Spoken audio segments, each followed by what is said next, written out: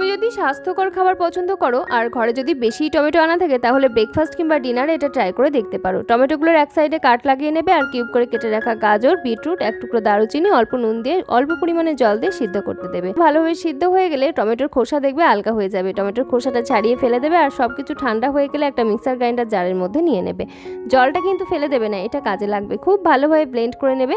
তারপরে একটা সসপ্যানের মধ্যে তেল না অল্প জল দিয়ে নেবে আর জলের মধ্যে দিয়ে নেবে রসুন কুচি, ধনেপাতা কুচি আর সেই সিদ্ধ করে রাখা দারুচিনিটা, আর যে ব্লেন্ড করে রেখেছিলে সেইগুলো দিয়ে নেবে আর তারপরে জল, সমস্ত কিছু একসাথে খুব ভালোভাবে ফুটিয়ে নেবে। যদি মনে হয় লবণ লাগবে তাহলে লবণ অ্যাড করবে, দিয়ে দেবে গোলমরিচের গুঁড়ো। আর টেস্টের জন্য তুমি যদি মিষ্টি স্বাদ পছন্দ করো তাহলে অবশ্যই এখানে অল্প পরিমাণে গুড় অথবা ব্রাউন সুগার অ্যাড করতে পারো। খুব ভালোভাবে ফুটিয়ে নিলেই দেখবে তৈরি হয়ে যাবে টমেটো বিটরুট স্যুপ। এটা কিন্তু খেতে ভীষণই টেস্টি, বর্ষাকালে অবশ্যই ট্রাই করে দেখতে পারো। ক্রাঞ্চি ভাবের জন্য কর্নফ্লেক্স ছড়িয়ে খাবে, আরও টেস্টি লাগবে। ভালো লাগলে লাইক, কমেন্ট, শেয়ার, সাবস্ক্রাইব করে সঙ্গে থেকো। ধন্যবাদ।